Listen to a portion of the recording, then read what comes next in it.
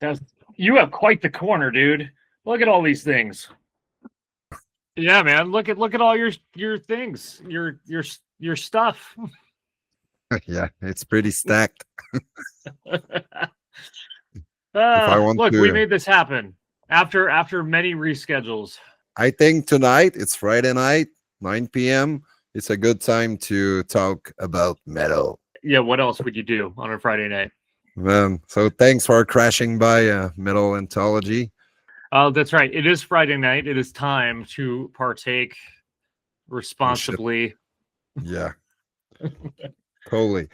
While I have this cold beer, tell me what's going on with Greg Burgess from Allegaeon. What's going on right now? What will happen in the next few months? Writing and doing like management stuff apart from, Cheers. just the normal work and, and stuff. But yeah, man, it's been a lot of Allegiant has, a lot of tours lined up next year, so just kind of been handling some of the back end stuff with that, like filling out visa applications for travel and stuff, making sure gear and backline and transpose all handled, and then just writing a lot. So we lost our manager, retired, I think, about a year ago, and so we just didn't know what we do because it happened really suddenly. And so we just kind of been self-managed since, but it's been nice because it's been like a little bit more hands-on, so we kind of know what's going on. And I mean, we miss our manager because I Yeah, liked him as a person, but I don't know. It's almost been like a little bit more smooth running that we've kind of been handling it ourselves. So, and it's just really been about like, we're only going to tour like a market once a year, right? So we can tour a lot, but it has to be like we can't play the States more than once a year, right? Even though we're from the States, because we played at home a lot, it's just kind yeah, of silly to just keep going, especially now when there's like 80 million tours out. We'll do it once and then call it good. So yeah. Because you're releasing an album each 2 or 3 years since 2010. It's yeah, and they've been ready every 2 years, but sometimes they just haven't come out.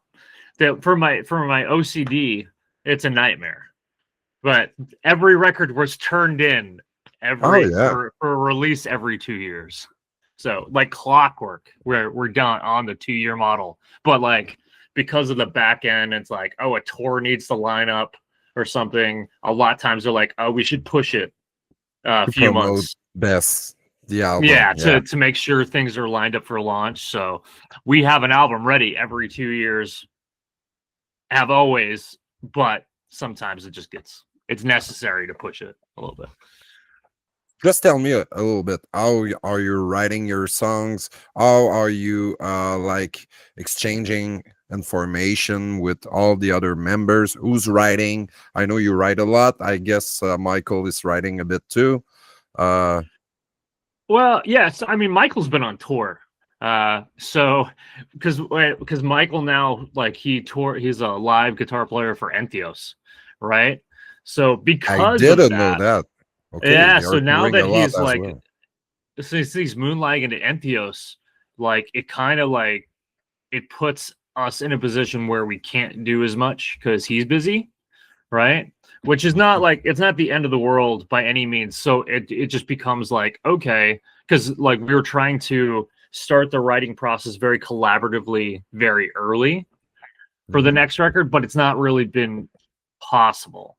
So I got pissy and just said, "Fuck it, I'm gonna do it. I'm I gonna will do it." write those songs. Yeah, yeah, I was like, okay, guys, let's. And we had like I think I had like 15 song ideas, some of them a couple minutes long, some of them just like little riffs. And I just emailed them to all the guys. I'm like, okay, what's everybody feeling before I get too long, too like in the weeds with the stuff? Let's just hash it out. If you guys don't like something now, let me know, and then I won't waste my time. And then Hmm. and just nothing real. Everybody's just so busy at life. When we're not on the road, it's kind of like, everybody's focused on job, on a family, and super accept, normal things. And so because I'm a guitar teacher, I'm doing music all day anyway. So it's just kind of my job anyway. So yeah, I just got sick of waiting. So I wrote a whole bunch of songs that was not included in any of the ideas they sent. So which the guys are happy with. And, all right. So I was like, okay, feeling really good because I didn't get it was super positive feedback right off the cuff, which hasn't happened in a while. So normally it takes a lot of work or whatever to make sure people are happy. Talking about you release an album like in April 4th on Metal Blade record. Anyway, all your records were released via Metal Blade. So it's Marriage in Heaven. This Ossuary Lens was the name of that album. Tell me a little bit about that album, the name of the album, the meaning of it within the lyrical concept, or so it's like we kind of let Ezra run and with what he wanted to do. And you know, it was kind of like we were just trying to come up with names for the record. And it was like, I don't know, do any of these songs have anything in common lyrically? Because I don't know, you know. And he was, you know, he said like everything kind of is loosely about death. So that was kind of, it wasn't like when we did Damnum, that one was very much we were in the process of like grieving and dealing with a whole bunch of deaths that we had personally had. Like it was so much of a COVID record. We had like a lot of our family had passed and stuff like that. So we were really kind of like in it with that record. And it was a very like introspective, personal, like we're looking at it from the inside. And then this record was very much like outside things where it's like, I know like records of like some of the songs like was really about like Ezra. I think he was like dating a girl before his present girlfriend, and she like he could tell she wasn't like completely healthy or whatever, and like he didn't know too much, like it was not a very serious relationship or anything, but then he broke it off and then found out later she OD'd, right? So it was like looking at that death. I think I have the story right. Like someone's gonna quote me on this, and I'm like, hopefully I'm telling it correctly, but yeah, but it was like looking at that, it was kind of an oh shit moment for Ez. It was not like he was like super invested, it was very casual, but it was like he's like, oh wow. And because like he called it, and so it was one of the reasons he's like, yeah, I don't think this is gonna work. And then seeing what happened, it was like seeing an accident unfold for him. And so like things like that, and like his whole rebirth into sober life now that, you know, like he's been sober for a while, you know, so he left the band like in, it's hard to remember now, like 2015, I think we asked him to leave after the elements of the yeah and it was, you know, it was tied into, you know, the disease that is alcoholism, and like, you know, he just like he couldn't, you know, he had things to work out. And so like we were like, it's best that we go to our separate ways. Not that we wanted to, it just wasn't working at that time. So but like, you know, we had witnessed him peripherally get better, you know, and handle his stuff, and his story is amazing, like really cool. Yeah, his story is inspiring, and he got better awesome. He got back with the band like in 2023, something like that. Or 22? And 22, yeah. We did, we had, like, Riley quit, and we had already had a tour lined up. Well, the tour was lined up and booked and confirmed way, like, before COVID. And then COVID happened, and then it just kept getting pushed back. And then, he quit, and then, like, I had already kind of been, like, Ez and I were already, like, chit-chatting, you know, talking about doing our own like music side project thing.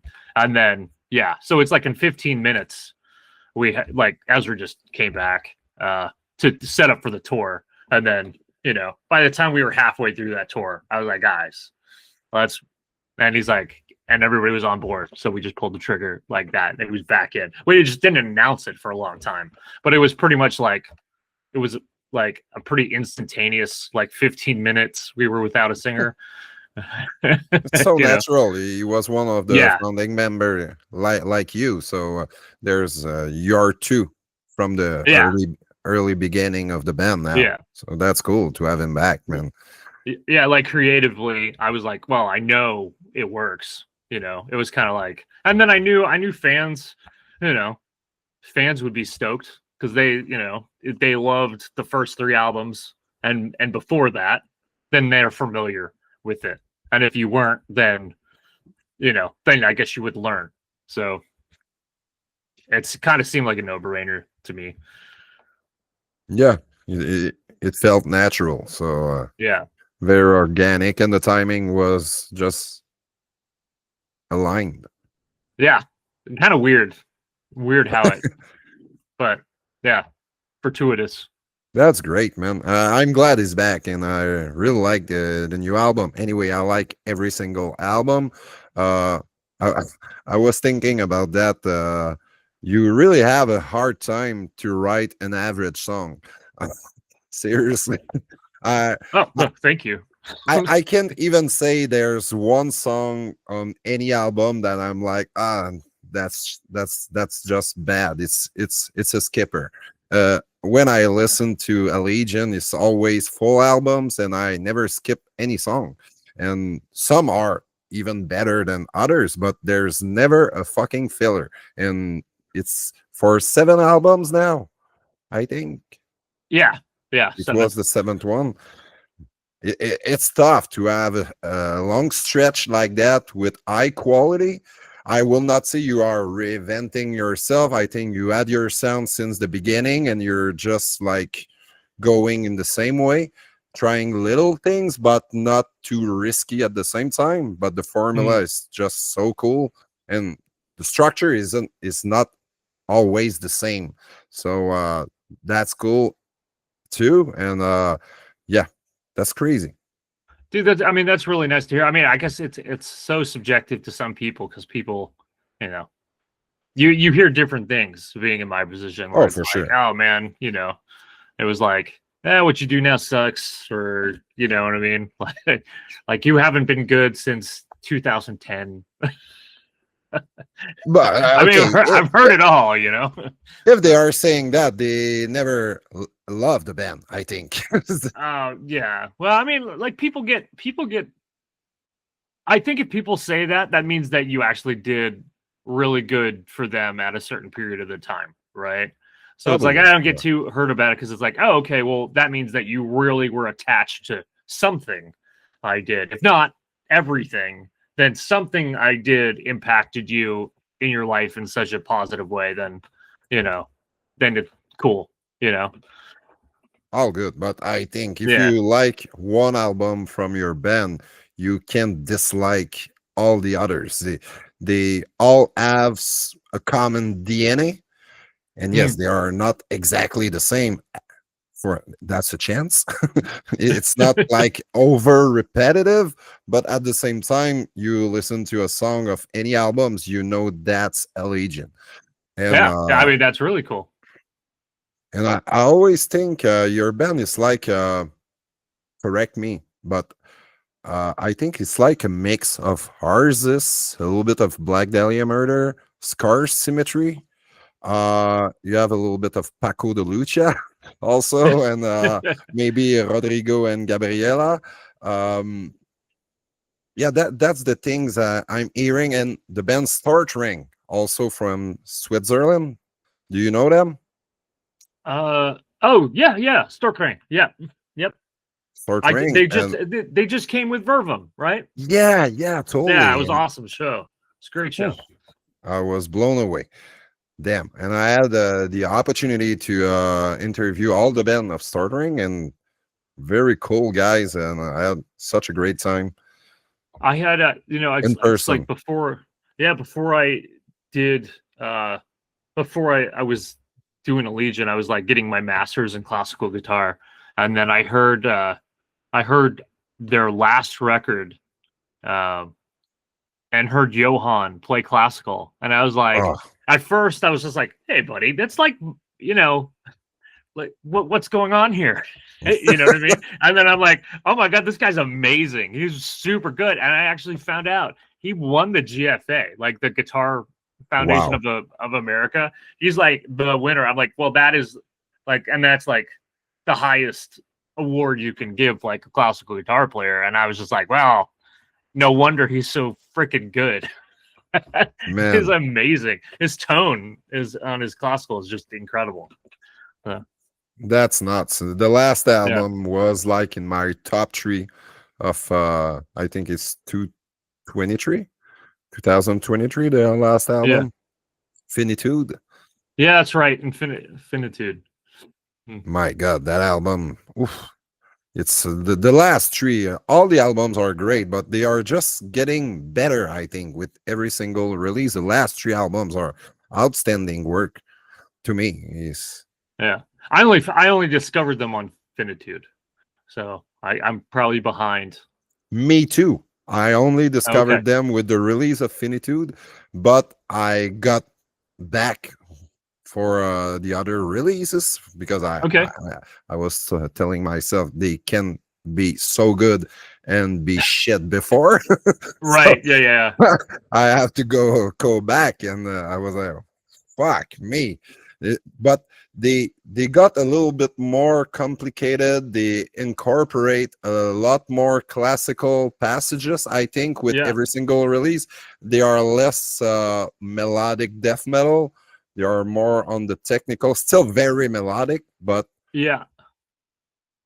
Yeah. and Very cool. I like one of the coolest things about I've toured with Vervum before, so and I was stoked to see them because of obviously Finitude, but like when I was, I went early to hang with Vervum before the show, and I was like, so that's really cool. You guys brought your friends with it, and I was like, what's that like? And it was so interesting to me. So both bands being from Switzerland, but Vervum is Swiss German, yeah, and just and French.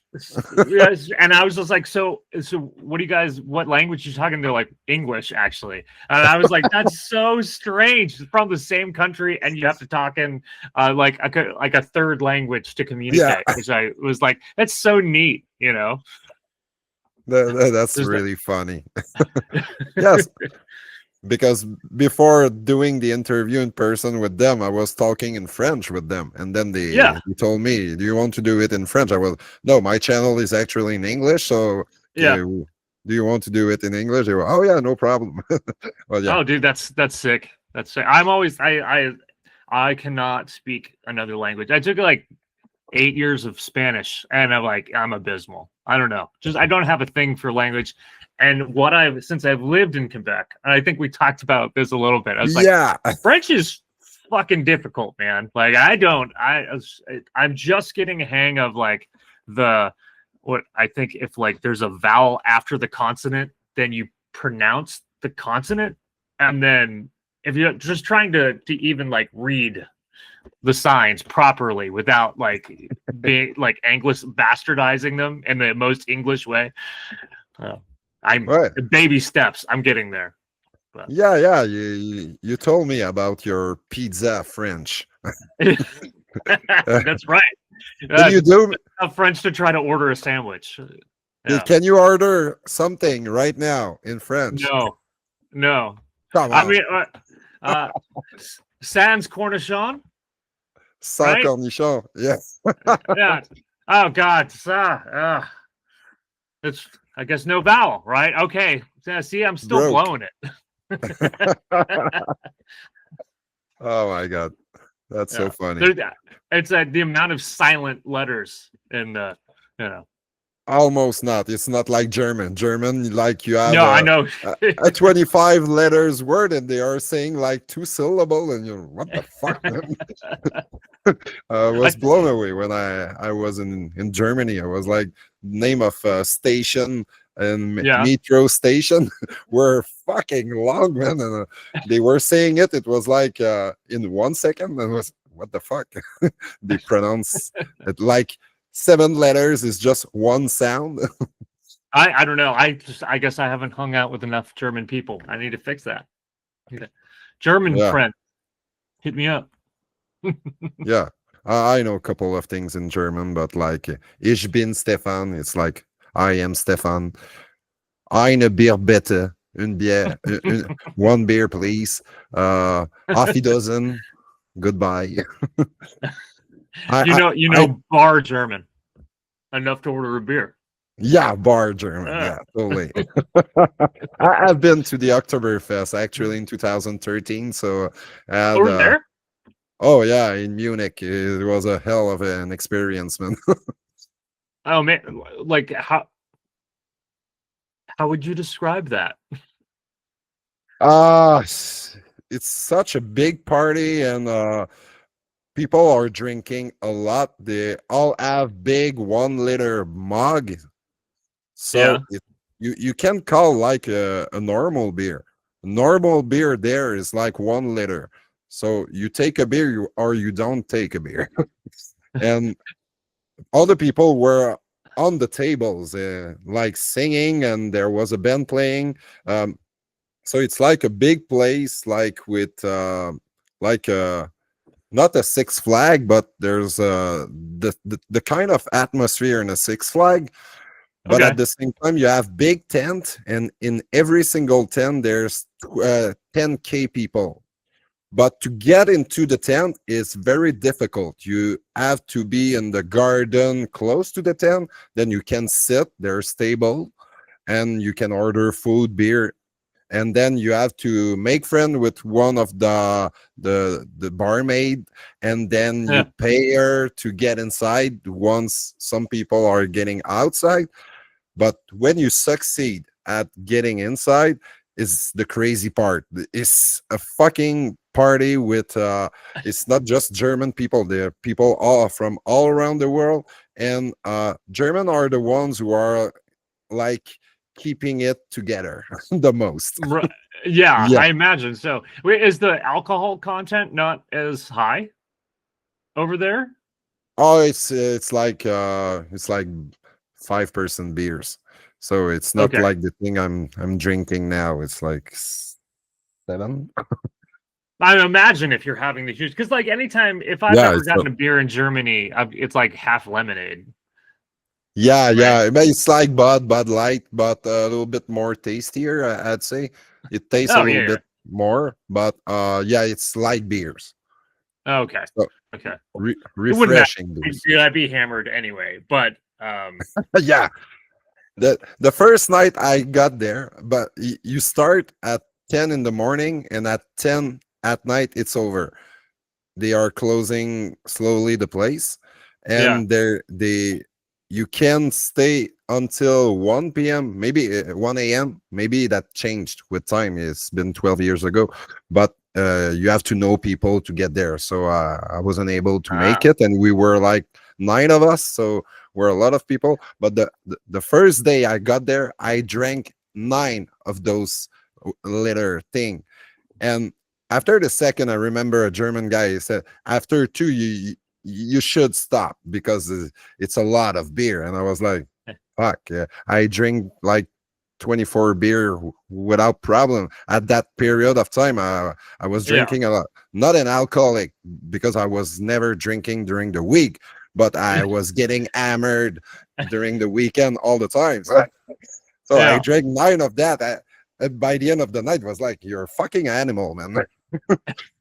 And all my buddies were all the same. They were all drinking a lot, so he was fucking impressed. But we are from Quebec. We know how to drink a little bit. You're professionals. Yeah. we know how to drink. So getting back to music. I was describing your band. How will you describe your band? Because, man, we describe it as like mellow tech, because it's like half melodic death metal but half like tech death. So it's why you decided to incorporate you're a classical guitar player, but why you decided like, okay, I will put that in my tech debt band. But that's an awesome thing, because I just know Stortregn and Allegaeon that are doing that so efficiently. So Yeah, so we were in 2007, we were writing, our first album. Like, we were getting ready to write our first album or whatever, and then we were basically, I had just kind of like submitted the demo to the song Biomech to the oh band. yeah, And our bass player at the time was a guy named Aaron Donahoe, and he basically said, "Hey man, when are you going to use your degree?" And I was like, "Oh, am I allowed to do that?" And so that's how that started. That's how the Vols 666 came about, was because he just, when are you going to use it in the band? Which I hadn't even thought that was like allowed. Do you know what I mean? Like, wow, because when I joined the band, it was very much I had just been, I was getting my master's in classical, right? I loved metal. I loved playing electric, but I wasn't like, I had a lot of catching up to do as far as the electric guitar. So like, I was very much in a open eyes and ears, just kind of absorb, like learning a lot. So I wasn't even thinking about that until it was said. And then it was like, oh, am I allowed to do that? Because for sure. it's not that I hadn't thought about it or anything, but it wasn't like I didn't want to like force that side of myself in where it wasn't wanted, So It's a fucking big weapon. I'm glad that guy told that to you, and he wasn't in the band for long. I think first bass player was there for 2 years. Like, yeah, he just did our 2008 EP, and then I think he was just interested in other things. Like, he was very much into painting Warhammer. It's fine, but that's kind of where he was. He wasn't fully like mentally there, so we let him go. Yeah, that was. at least he brought that idea, and it stuck with the band. So that's really Oh cool. yeah, I have to admit, man, most of my favorite songs from the band are the ones including the classical guitar. really. Oh, cool. Well, Yeah, and I'm it's gonna not tell people. it's not necessarily because you are using the classical guitar. I think it's just, maybe it's a coincidence, but the songwriting, I think, is so great during those songs. Hmm. Maybe you start writing parts on the classical guitar, and then it becomes an extended version on electric guitar. How it happens, like the songs on the last album, Dark Matter, Dynamics. What a Yeah. great song, my favorite I mean, from the album. that one was was supposed to be. So I usually have a classical guitar solo or something on every album. That just happened to start back, in 2009 when we were doing Fragments. And then I wasn't like, the plan was I was writing like wanted to do a change, and I was going to do fingerstyle steel string stuff, but the idea between me and my buddy Adrian, who plays on that track, it came up, was like, hey man, we should do a collab together. And I was like, that's a really cool idea. I'll write a song for just the two of us, and that'll be kind of like that solo thing. Like an Apoptosis, I did Colors of Occurrence with Christina. Since I Engine. had a, So I had a question about that, about your video with Christina, but let's go. I'll come is it back going to to be that. about my shoes? The question was like, how wet were your shoes after that video? They were soaked, but I wasn't like, you don't know what people threw in that water, and I was like, I'm just going to get cut. So I was, I was wearing shoes in there. I was wearing a tux in a river. Like, come on. Yeah, It was fine. It was nice. It's a nice place to do that kind of music. So I like the setup. But then I look at your feet and I was like, oh shit, he was drowned. Yeah, everybody brings up the shoes and that. But, you know, I'd rather have that conversation than the pain of like my feet all cut up. So, Yeah, totally. yeah. It's like you don't know. There could have been broken glass or something in there. And so I wasn't gonna mess with it. But anyway, Darkmatic Dynamics, yeah, was just supposed to be a track with me and Adrian playing steel string. And then I got into it, and then I was like, yeah, I should just like make the whole, trying to do something different, bringing in kind of this like solo acoustic steel string thing. But why don't I just write it through the whole song and have Adrian play instead of just like the intro, play the whole song. Like there's acoustic in the whole thing. And then I'll just make it a huge band thing and include an extra, you know, a whole thing, and then let Adrian write a little solo in the middle so he can do a lot of his like the percussive tack and stuff, like Antoine Dufour, stuff like that. So, and that's really how that came about. And it like, we have a video that should come out. Hopefully it'll be like an early part of next year where you'll get to see Adrian like doing all that stuff with myself and the whole rest of the group, because it's very much a like guitar nerd track. Like the amount of like guitar nerdery going on in that song, I don't think people will fully understand until they get the visual of it. Because even like people that were doing the video had no clue when they just heard the track when we were planning to do, and then they saw everything going on. And then I think there's something cool about music videos where it's like you can hear something a million times, but suddenly when you put a visual to it, like you start hearing what's being played and it pops out in a way that's like, oh, I've never noticed that before. And like, this is one of those tracks that I was like, man, it would be really cool to do that. So people can actually see, you know, all the different layers of what is happening musically, like in that song. So a ton of things are happening on that track, and I love to listen to that track with my headphones, and I hear every little details, and to have a visual on that, it will be so great. I'm really grateful for that. I can't wait to see it. And I had I was thinking about that. I was like, why they are not bringing the classical guitar live? I'd love to hear those parts played on the classical guitar. I know it's not the easiest thing to mix everything well for the sound to be great in a live situation, but it can be done. we've started to do it a little bit in the last since the Damnum tour cycle. We've been doing it a little bit.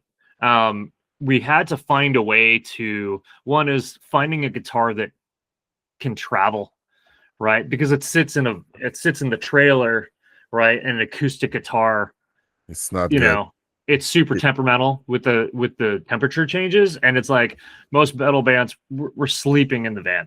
You know what I mean? Like there's not hotels, there's nothing. So it's like everything just sits in either the heat or, you know, in a fridge. Humidity Yeah. is So, and that was a big portion of it. But I finally found, so I had a friend named Ben Woods who unfortunately passed. But he had a company before he did called Nilocaster. And basically he was a big flamenco guy, and we were good friends. And so he designed, it was basically a Fender Strat that had classical strings on it, right? And he endorsed Allegaeon before he passed. I think we were the only people he endorsed, and he sent us 2 Nilocasters. So we have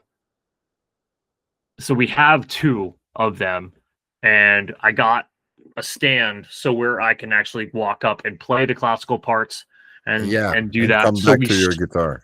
Yeah, so we started to do that. Unfortunately, they did not handle it very well. It was a brand new company, and I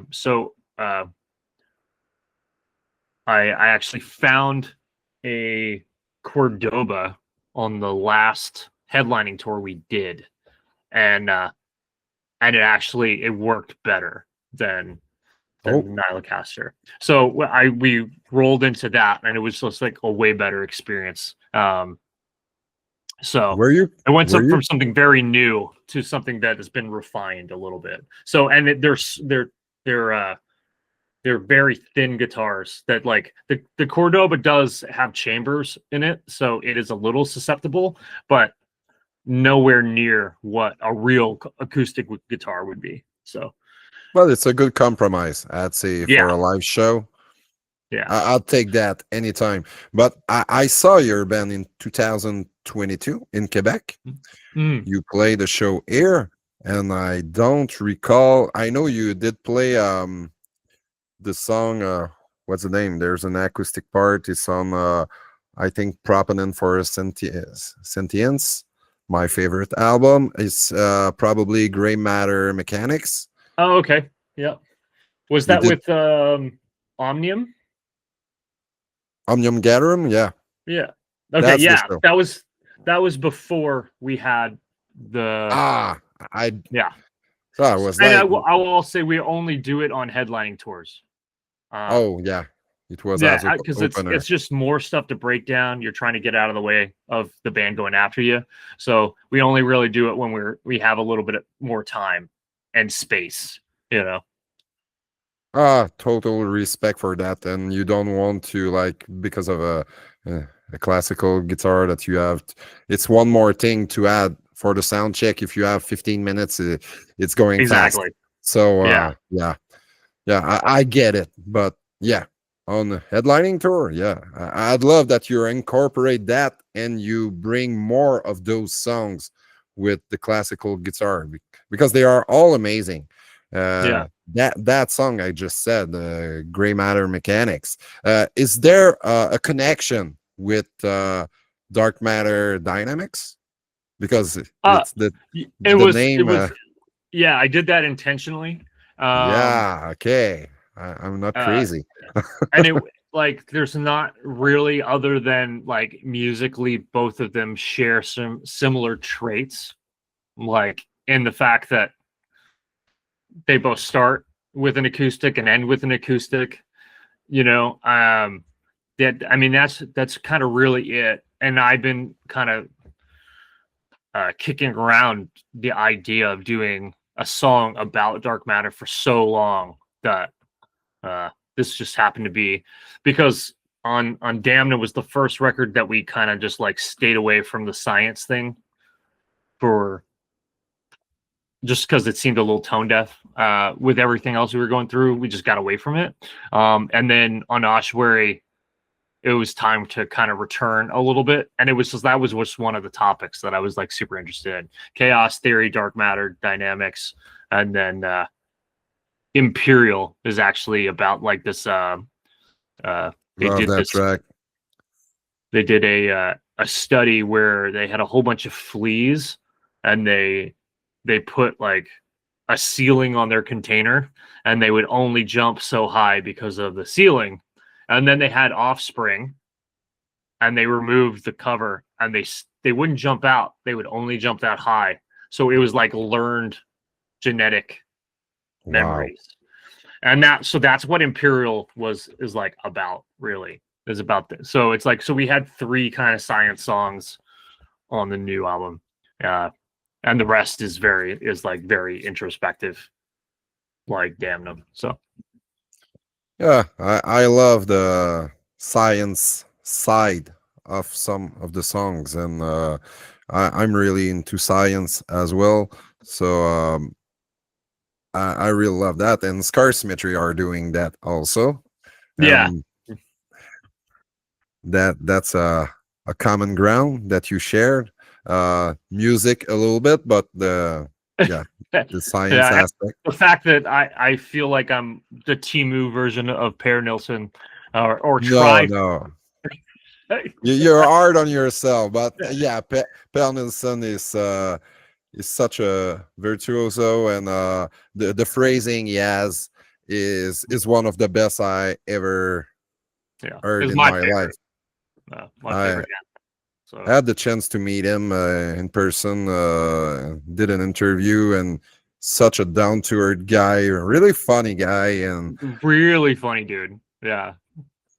yeah, and his songwriting skills are just off the charts. And but you're close, man. I can tell you're really good. You don't have to envy anyone.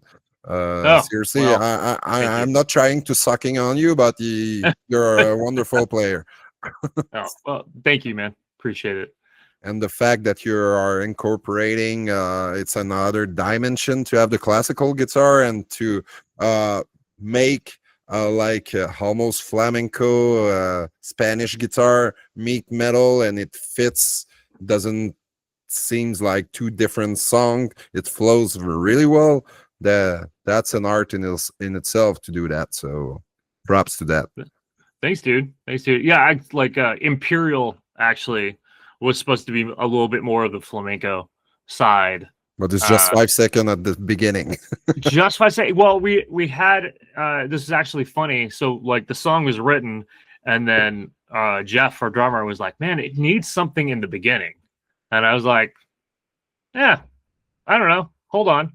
And then I like 45 minutes later, I was like, "What about this?" And he's like, yes, that will be great. So it was cool, but it was just going back to your previous question. That was an afterthought. That like flamenco part was an afterthought to the actual band song.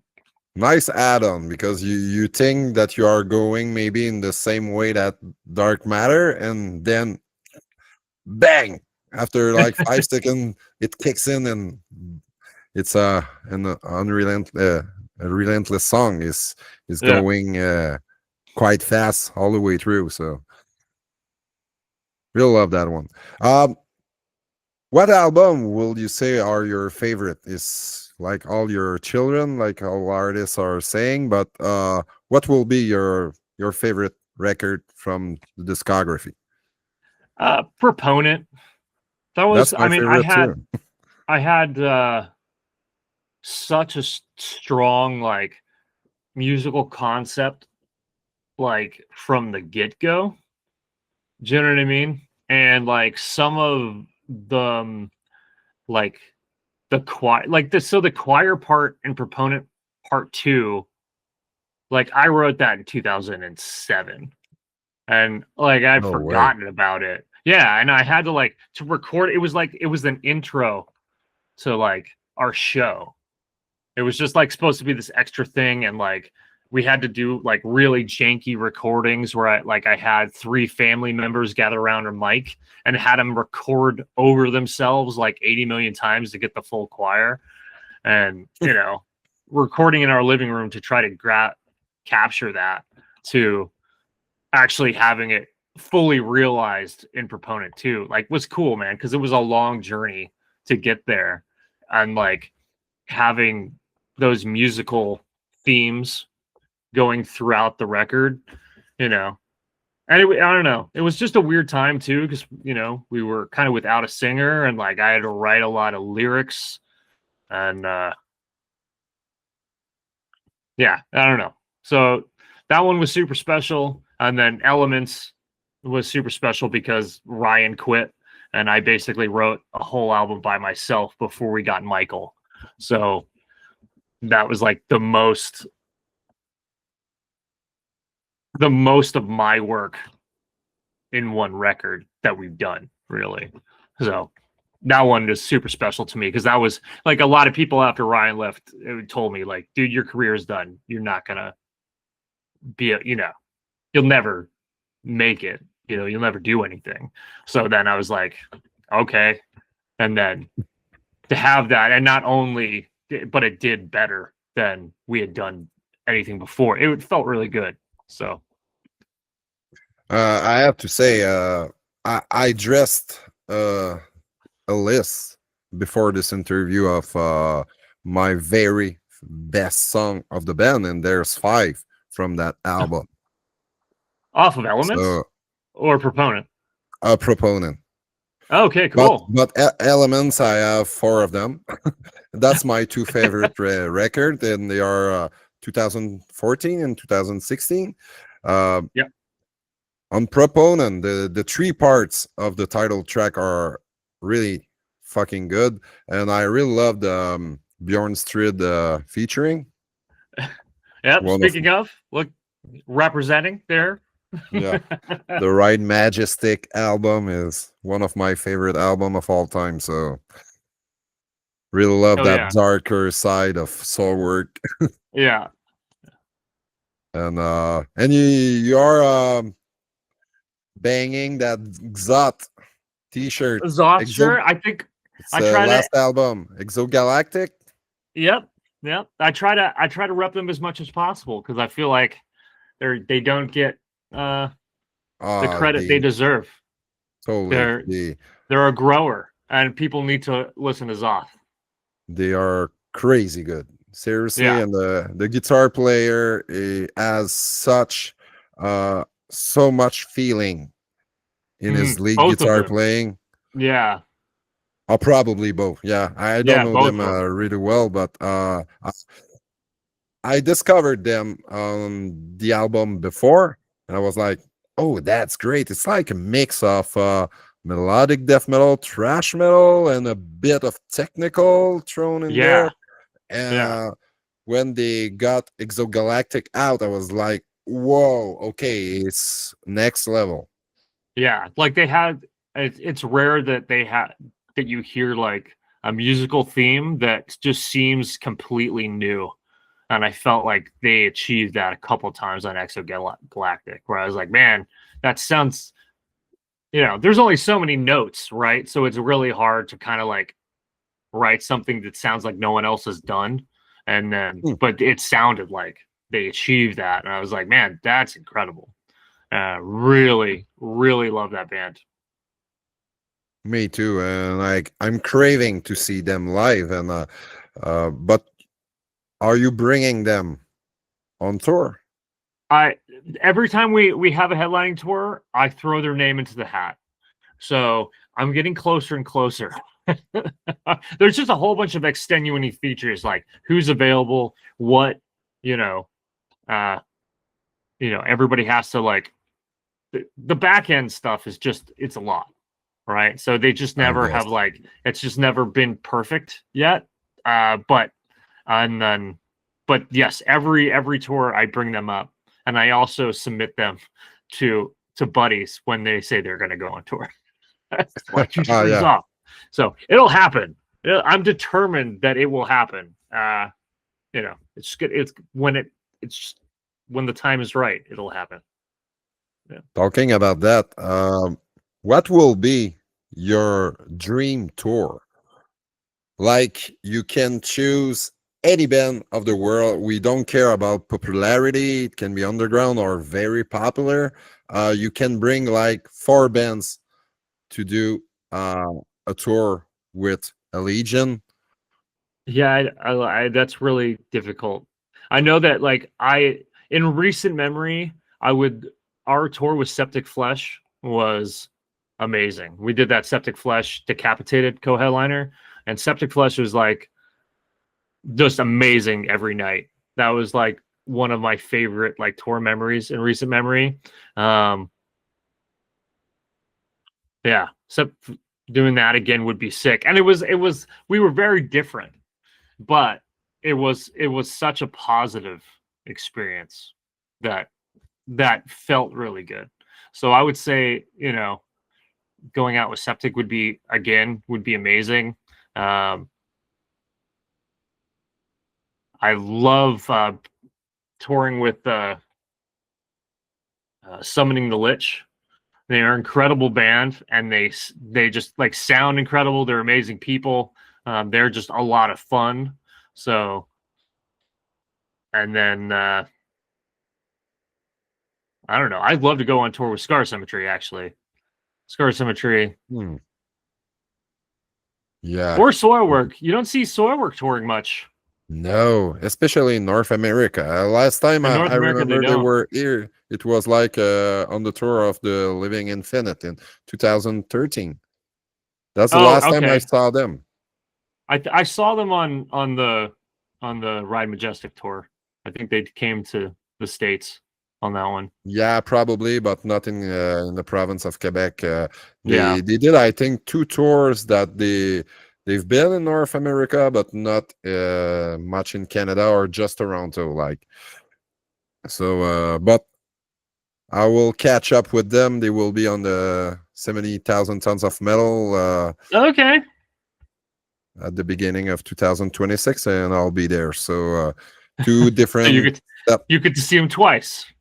Yeah, and I will not miss a note because it's really one of my favorite band for like since the China Art Machine album. Yeah. Uh, Same. Yeah. I I would fell say in love. like A Predator's Portrait is one of my Oh, like all-time wow. faves. Like that would go on the desert island with me. Holy. They have a couple of Desert Island album. I'd say A Predator's Portrait, The Living Infinite, The Ride Majestic to me are fucking masterpieces. Natural Born Chaos, Yeah. China Art Machine, and even the last one, Overlighten. I don't know how to pronounce that in Swedish, but that thing is a piece of gold, man. I It's really kind of like. like it's really interesting to me because I feel like they did obviously Speed's doing the Night Flight Orchestra, Yep, right? And he was doing that with who was the guitar player that David passed? Anderson, rest in peace. David. Yeah. So and I kind of felt like when they did that, I felt like the lines blurred very much, like on that album. Like On it some sounded songs, you're right, on I'm just but like, is this Night Flight Orchestra or is it Soilwork? And it was like, because I love the Night Flight Orchestra, and I me love too. Soilwork, but they're two different entities to me. So when they start combining, I was.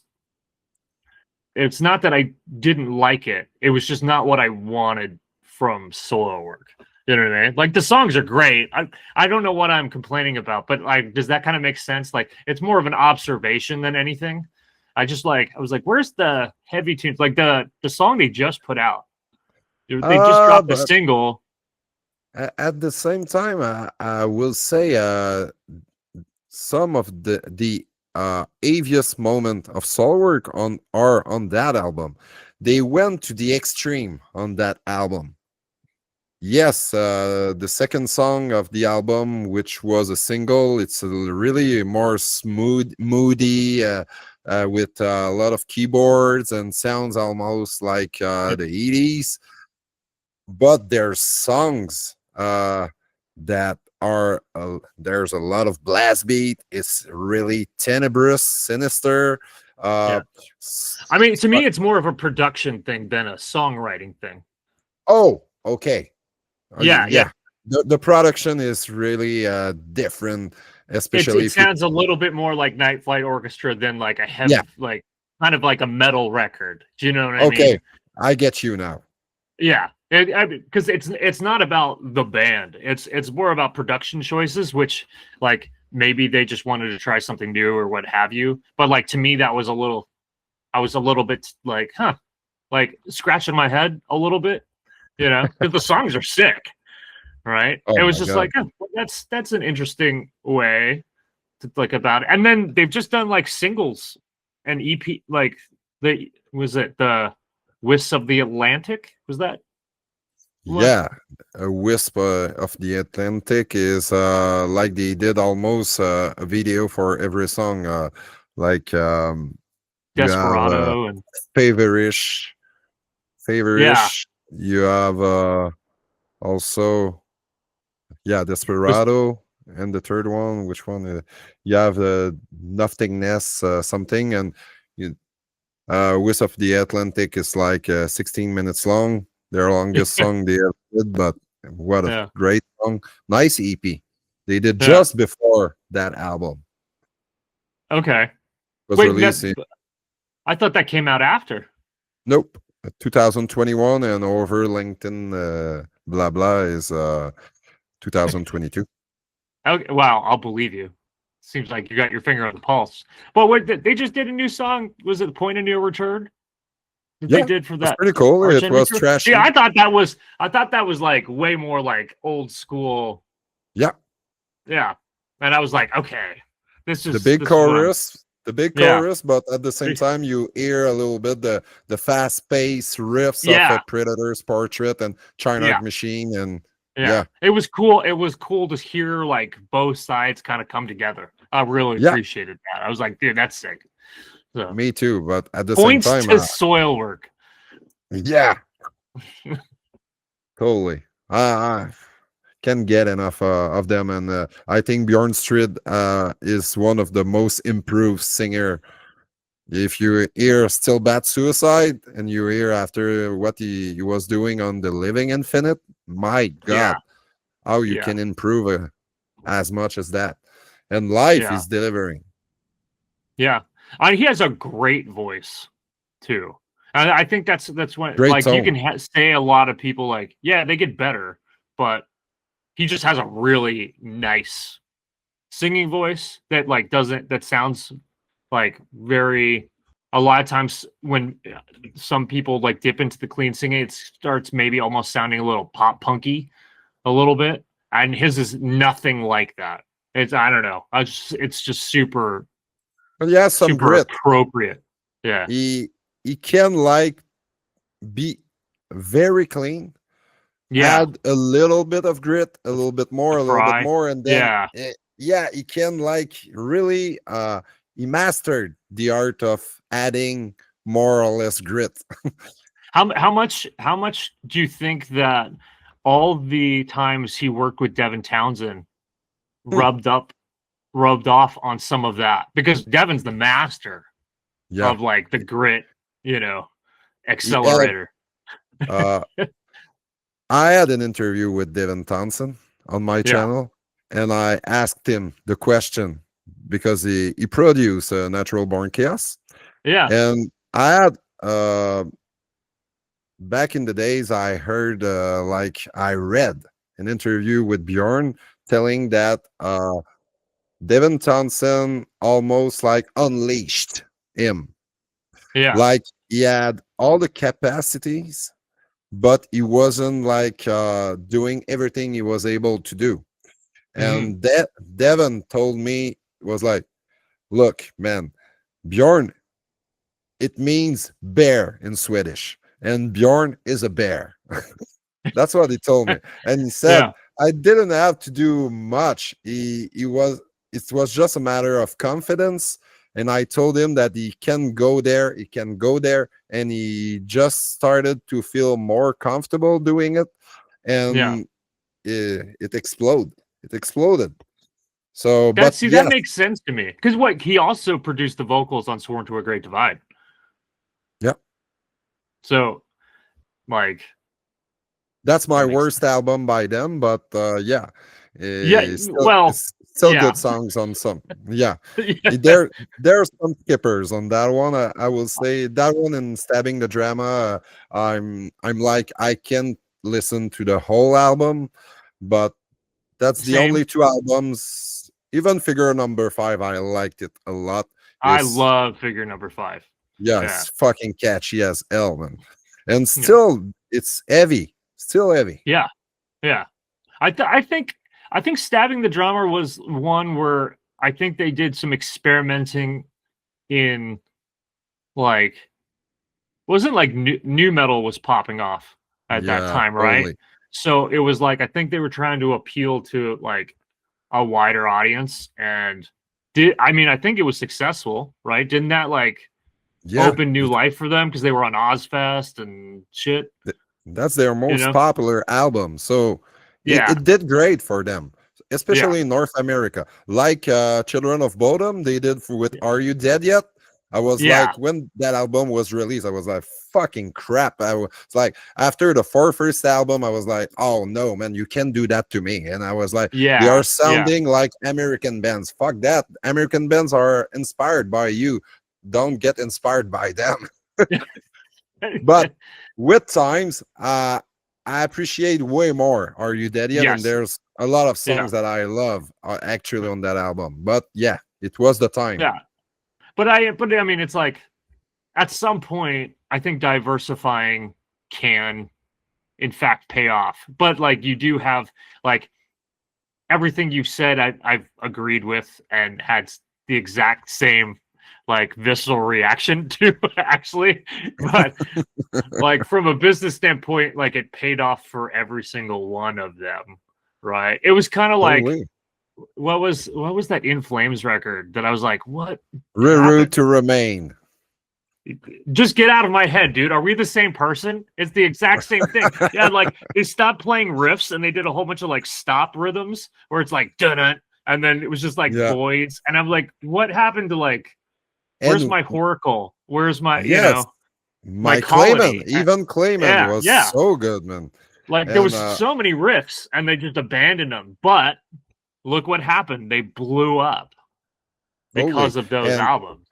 And when you, like I told to one of my friends, put the production of Reroute to Remain, the same mix and production of Colony, it's way better. It's just the guitars are buried in the mix on Reroute, and you have a lot of keyboards, a lot of atmosphere, and he was like starting Anders Frieden was starting to use his like voice and it's sometimes it's cool, sometimes it's like I roll my eyes, but that's an album that is getting better with time, I think. And curiously, it was the best In Flames album of Alexi Leo, the guitar player of Children of Bodom. Alexi Leo. So that was his favorite? His favorite album. Yeah. I was what really? the fuck, man? I was really surprised. Yeah. He said that he was blown away by the songwriting of that album. But me, I was so disappointed. Yeah, I was super disappointed at the time. I love it now. Like, yeah, me too. It's so diversified. Yeah. Soundtrack to the Escape, same thing. I was just like, this isn't my In Flames at all. But it's not. It's another band. Seriously. Yeah. The DNA is not there. Yeah, I don't know. But like, there's still sick records that I can see now in, looking in the rear view. At the time, I was just like, what? This is not who I was such a huge fan, and it's like, okay. I think it's when you like a band for a long time and they change quite drastically their style and also the production. Yeah. It's like you expect something, you want something, you didn't get it. It's like Black Album after Injustice for All. It's the same thing. Black Album is a fucking great record, but it's not as great to me as the first album, but still a great record. And the production of that album is to the roof. Yeah. But people who were like following Metallica during the 80s, then the Black Album got out, they were like, fucking man, where's the trash? Yeah. But yeah, just especially after Injustice, that was like really heavy, really aggressive, especially on vocals and the riffs. But that's the same thing that Children, In Flames, Soilwork, they all did that in their way. Yeah. So that's normal. But people like discovered those bands with those records. Sometimes they will like those records better than the previous one because they were not used to. But yeah.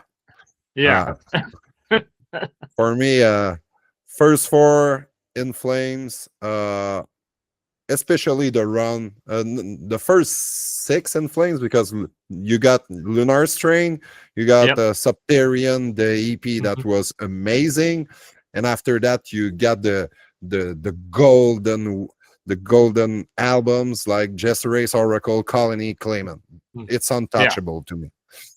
So but yes, I love a lot of things they did after, but never as much. Yeah. That's I thought the In Flames' newest album was great.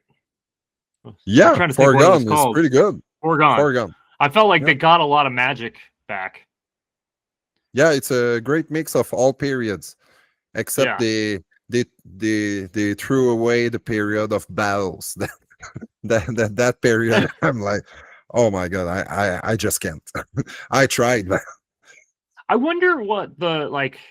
I just as like I wonder what they were going for that, because that has to be a decision, Oh, right? It's like probably. I wonder what, just to know kind of the business mainframe, like, because it's not, you don't make that just as a musical decision. That's got to have something like, hey, I think we should try this. Maybe this will do something. Because, I mean, what are In Flames' numbers? Like, In Flames over in Sweden, they have their own, like, huge festival, right? They're, like, massive. But what are In Flames' numbers on this side of the planet, right? I don't think they are what they are over there, right? So how do you kind of, how do you get to the next level? And I mean, that's always that question, right? Yeah. Because like how can you, if you put it just from a business standpoint, how do you expand your business, right? And I think musicians have this. There's a big problem here too, because like we've all heard, hey, it's way cheaper to keep the customers that you already have happy, right, than to get new customers, right? We've all heard that saying, right? But if you just keep the customers you have, you're not growing as a business, right? So, Nope. and everybody wants the growth. So how do you try to like appeal to new people? And I don't think there's a proper way, right? Because you see the guys that like Cannibal Corpse, they stuck to their guns, they never changed, right? They have grown, right? And Yeah. then there's I don't know, like Between the Buried and Me, right? Oh They my god, I did, love that band. right? They were, but when they started, and even through a little bit of Alaska, it was a different. And then Colors came out, and it was like super prog, right? And they changed, and they got like big. So like what? There's no roadmap for the artists, right? It's like I guess you have to just be true to yourself and stop trying to write for other people. And I think that's what, when you have like, we could say like when we had like a Risk, for instance, right? Megadeth's Risk. I love that record, but it doesn't sound like Megadeth. It's not like a Megadeth record, No, not at right? all. So you like, that's like Dave trying to appeal to other folks instead of like what made him being. And I think that was like, yes, he can do whatever he wants because he's very talented, but should he, for the sake of just growth? I think Metallica was dictating the pace and the trends back then. They wrote Injustice for All. They went really brutal, and all the thrash metal band went more heavy. Their previous album, like Rust in Peace, you have a Seasons in the Abyss, um, Slayer. And then when they released the Black Album, all the thrash metal band became softer. And when Metallica released Load and Reload, oh, they went almost all rock.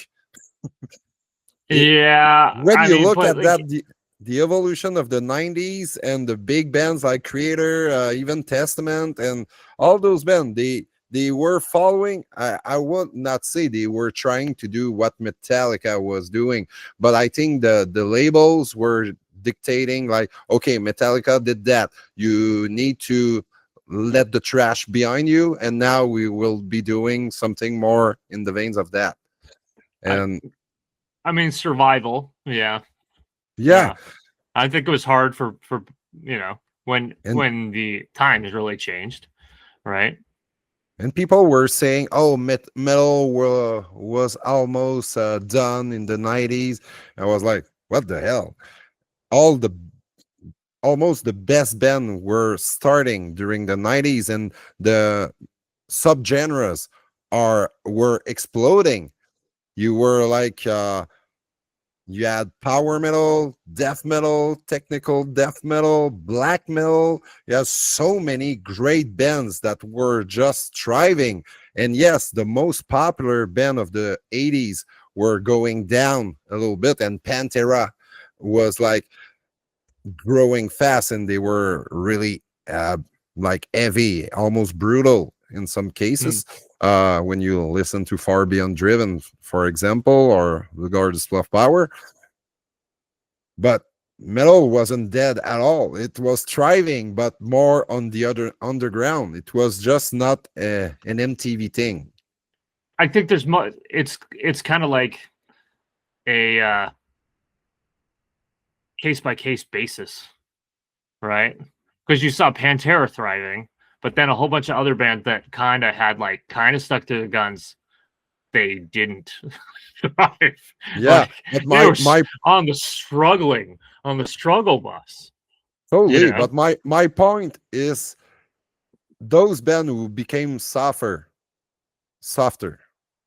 they didn't have to follow that way, because a lot of bands were like more aggressive than ever, and they were thriving.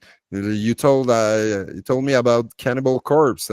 You had so many bands. D-side, they were starting, and a lot of those bands were thriving. Cryptopsy, metal was never as aggressive as that, as Morbid Angel, everything. Death, and people were saying the grunge almost killed metal. Fuck no. The popular metal maybe, but metal I think was it just going. killed hair metal. Yeah, I mean, that's really what it yeah, killed. yeah, Yeah. yeah. But anyway, we can talk a lot about that, and yes. But I think in case of what we were saying for Between the Buried and Me, In Flames, I think that's the kind of bands that are just doing what they want. They are just they want to do something creative, and they don't mind about changing a little bit. They just go with it, and okay, people will like it or not. We are doing that right now, and I think that served them quite well. And Between the Buried and Me are not more popular than they were in 2007.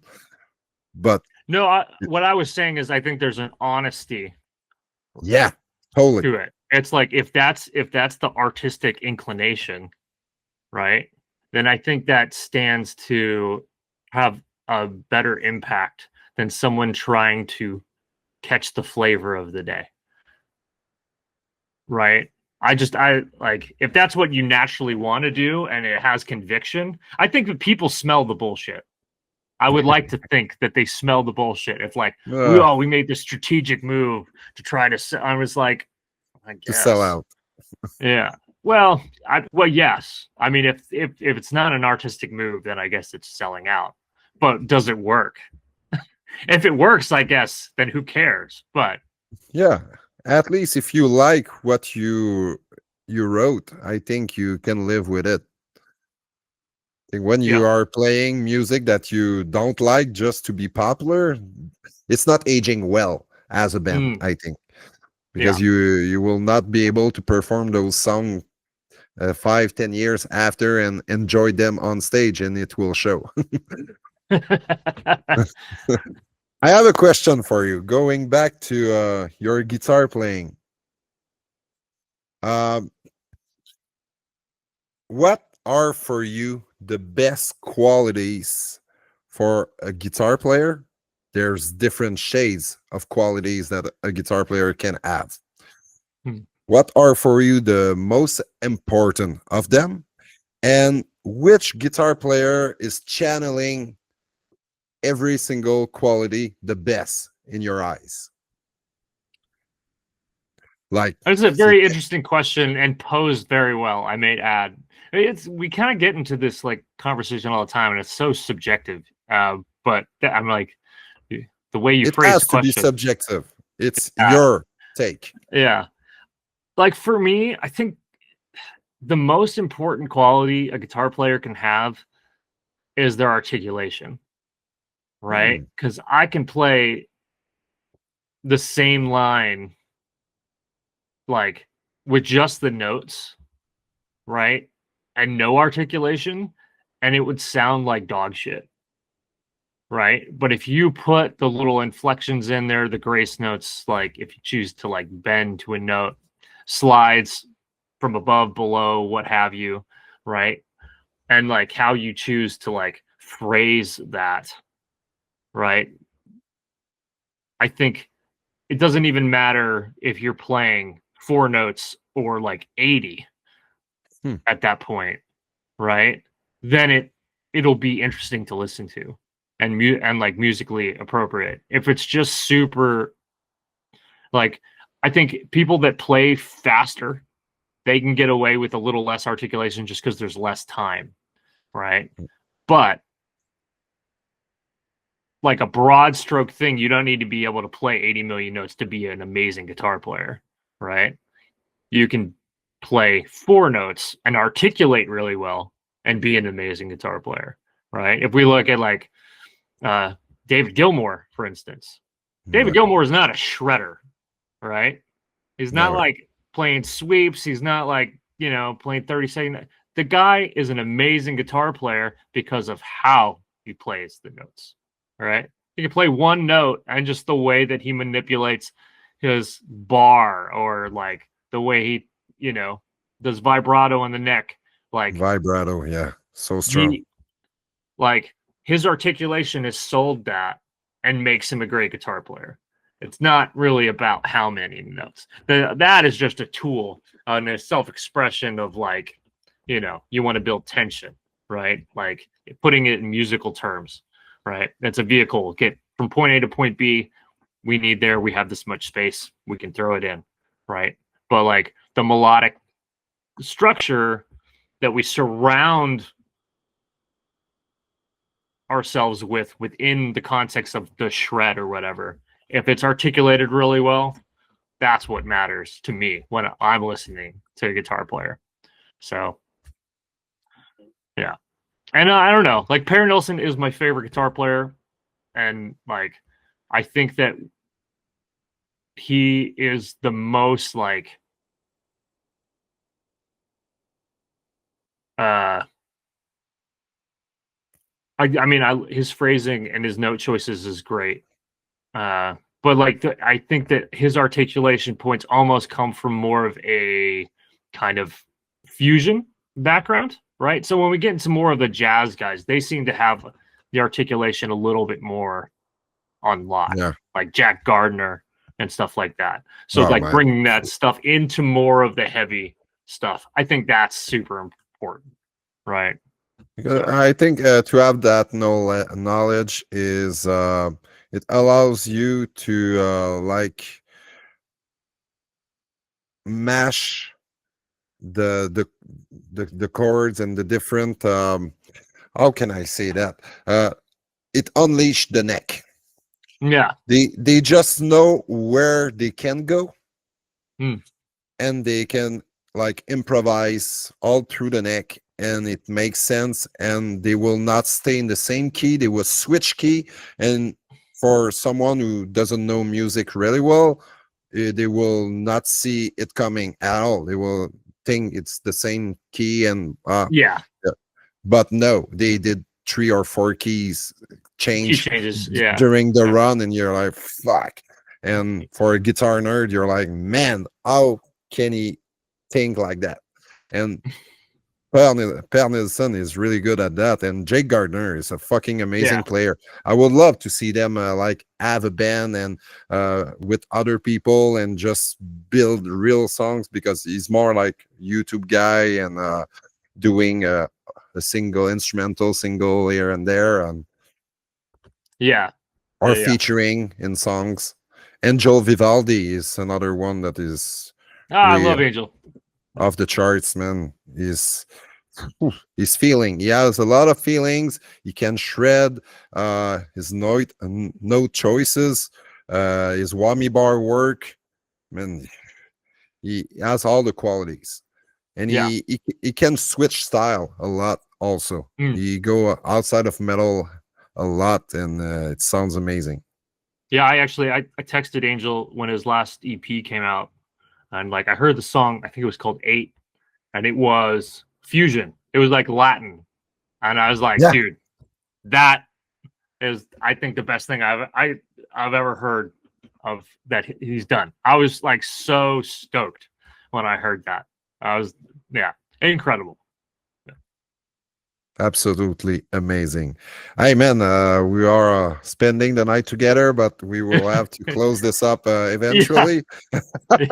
I'm so glad you said that. I'm like, oh my god, I need to get to Yeah, bed. yeah. I had things to get done also. I was looking at the fuck. It was we are 90 minutes in.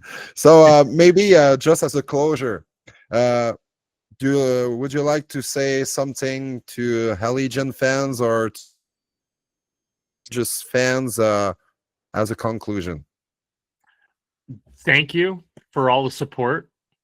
It means more than most people will know, because a lot of times you're just in this battle, and the music industry is a very rough place. So, like the support, it just like means more than I think most people actually realize. Especially, and I think the longer you go in this, now that we're around 20 years, like I really feel the appreciation, and I'm super thankful to people that have followed us and continue to. It's pretty amazing. So, thank you. How about That's that? one of the best thing to be grateful in life. So Yeah. that's probably the best conclusion you can have in my point of view. No, Thank good. you for taking the time and for that nice metal talk. It's quite amazing to see how aligned we are in our interests, thoughts, and Yeah. Yeah, man. it was surprising. It's like I have a twin and I didn't know. Well, I mean, I guess we need to hang out and talk more. Holy man, we Yeah, will man. do for sure behind the camera. That's right. Okay, All right, friend. nice having you and see you soon. All right. Cheers, man. Thanks, buddy. Bye. Bye.